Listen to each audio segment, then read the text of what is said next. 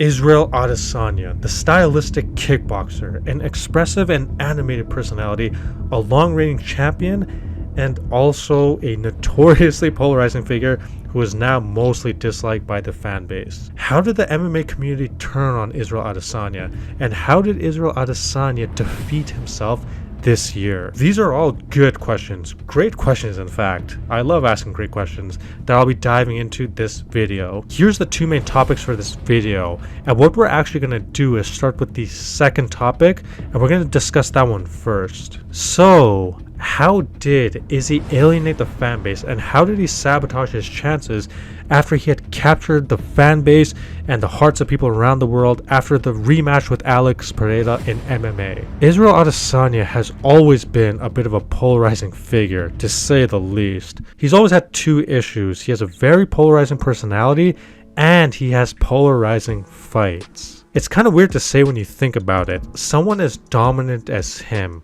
with a primarily kickboxing, striking-focused fighting style, who has finishing, exciting fights, and a sometimes expressive, exciting personality, it is strange to say that he constantly has polarizing fights. But that is the reality, and let's look at some of Izzy's fight history. Anderson Silva, Kelvin Gastelum, Robert Whittaker, Romero, Costa, Blachowicz, the Vettori rematch, the Whittaker rematch, Jared Cannonier, the two fights with Alex, and then Sean Strickland. It's crazy because these fights were either exciting or more on the mundane, boring side. Now, my brain is wired a little bit odd. It is kind of weird. I don't really get too bored watching MMA fights anymore. I don't really know why, I just don't, but I do know I'm a bit more of the exception when it comes to that. Some of his fights were absolute fire, like the first Whittaker fight, or the second Pereira fight, or the Kelvin Gastelum fight, or the Derek Brunson fight, and some of them were like ice cold, like the Yoel Romero fight, and some of the other more boring fights which were universally disliked by the fanbase, like the Jared Cannonier fight or the Vettori rematch. It's a literal roller coaster whenever Izzy fights. Throughout some of these fights, the criticism that Israel frequently got was that he doesn't push the action enough. He relies on calf kicks or leg kicks to score just enough points to win rounds, and that he's okay reserving to a very boring game plan as long as he's just barely getting the edge. Suffice to say, the mood of the fanbase would radically change whenever Israel would fight. Sometimes we would be just absolutely enthralled and excited by him, and sometimes we'd be like, another boring fight. To be fair, is it entirely Izzy's fault that some of his fights were a little bit more on the boring side?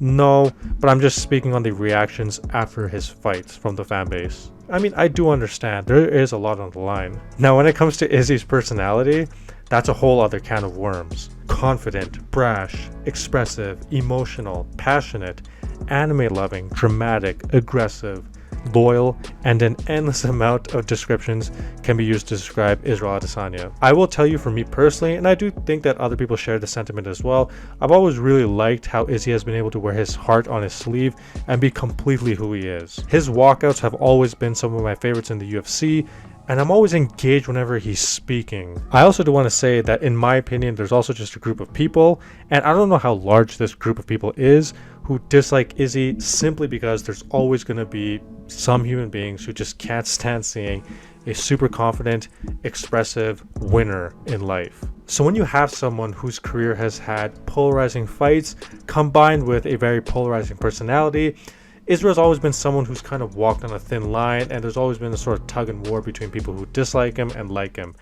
That all changed July 2023 at UFC 290. Everyone knows by now what happened in the aftermath of Dricus Du Plessis' win over Robert Whittaker. DDP is doing his post-fight interview, and as expected, Israel Adesanya walks into the cage.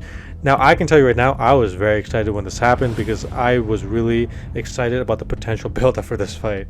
Now, I'm not sure what the UFC was expecting to happen here, but here's the issue that can sometimes happen when someone is very expressive, brash, wears their emotions on their sleeves, doesn't have a filter, and combined with alcohol. You can end up in a situation where someone can give one of the best celebrations and one of the most inspiring and energetic post-fight interviews I've ever seen in the UFC after Izzy had defeated Alex Pereira, to one of the most bizarre and uncomfortable scenes in a different post-fight interview. Ladies and gentlemen, Israel Adesanya is the epitome of polarization. This contrasting effect Izzy has is a blessing and a curse. Look, I'm pretty progressive on different issues, politically and socially. And even for me, I was just left completely baffled watching the events unfold as soon as Izzy walked into the cage. I don't even think I've heard rappers drop the N-bomb that many times in succession in rap songs. And honestly, personally, I don't even care if Izzy drops N-bombs. I saw some people acting really sensitive regarding that. Me personally, don't really care about that. However, that doesn't mean it's a good idea to get on live pay-per-view TV and to stare down with their opponent with potential of millions of people watching the clips and acting like that. Now, Izzy does have the right to act in an unprofessional manner, to say the least, and people watching also have the right to respond and react in a certain way. If fighters didn't have the right to act in an unprofessional or rude manner, we wouldn't have people like Chael Sonnen or Conor McGregor or Colby Covington. Fighters have the right to act like heels, and then people watching have the right to respond and react however they wish. And honestly, if I was trying to spin it in the most best faith, positive way possible, if it's possible, I guess you can say that Izzy is just a master at getting his name out there. And boy, did that happen afterwards. Because honestly, after all that had happened, I was definitely looking more forward to a potential Izzy versus DDP fight.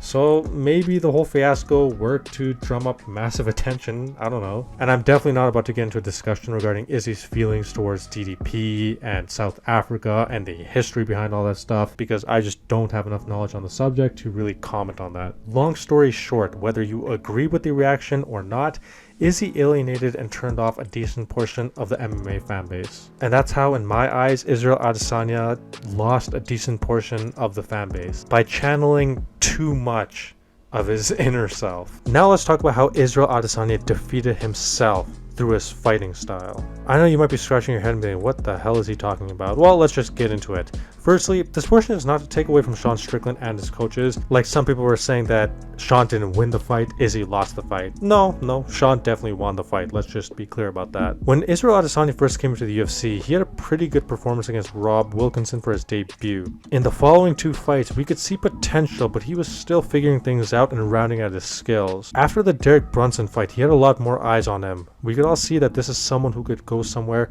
in the middleweight division. What we started realizing once Izzy kept fighting is that his coaches at City Kickboxing were concocting something a little different. One thing Izzy and Volkanovski started becoming known for, as everybody knows, was the feinting, amongst many other things. It's not like feinting was a completely brand new concept in MMA at the time, but how many fighters do you remember in 2018 and 2019 feinting as effectively and with as much intention as Izzy and Alex at the time? Not many, but Izzy's self-sabotaging trap had also been laid at that point. Israel was a bit of a puzzle for people to figure out. Combined with his ever-improving grappling and takedown defense, he was becoming a tough nut to crack. Again, I keep mentioning Israel Adesanya defeating himself through his fighting style.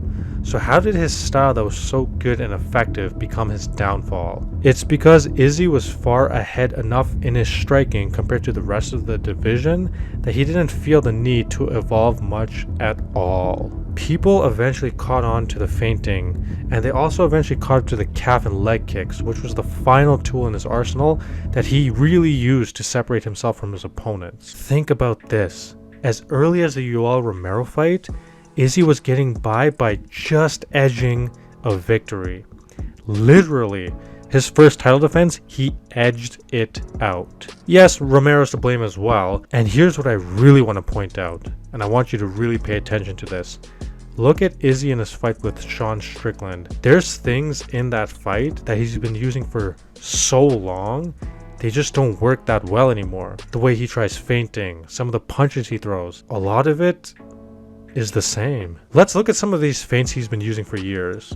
Notice any patterns here? These aren't the only feints or movements he commonly uses. There's others if you watch tape on Izzy over the years. Quick example, a lot of times before Izzy throws kicks, he does this feint with his leg. And sometimes he feints twice with his leg and then kicks. He's done that repeatedly in fights throughout the years. And now think about this. If someone like me started noticing that throughout the years and picking up things like this over time, what do you think coaches like Eric Nixick are finding? It was only a matter of time before people would figure out Izzy's style and start catching up to him. And you can see over the years that people were getting better and better at figuring Izzy out and defending against his tricks and his tactics. And that all came, all of a sudden, in Sean Strickland. What did you notice in the Jan Blachowicz fight? It's the fight that made me realize how big leg kicks were and are a part of Izzy's game. I'm not saying that Izzy's punching ability is bad, because it's obviously not, but leg kicks are such a big part of his game that if he stands at mid or long range with only punches, he's not nearly as effective with his overall striking ability. Israel didn't feel the need to evolve. Again, he's really good at what he does and did. There's also a lot of tape on him. Combine these two things and yeah, you have a recipe for a sudden fall off. The reality is the world and the game of MMA doesn't care if someone doesn't evolve. The world is simply ready to punish anyone who doesn't evolve.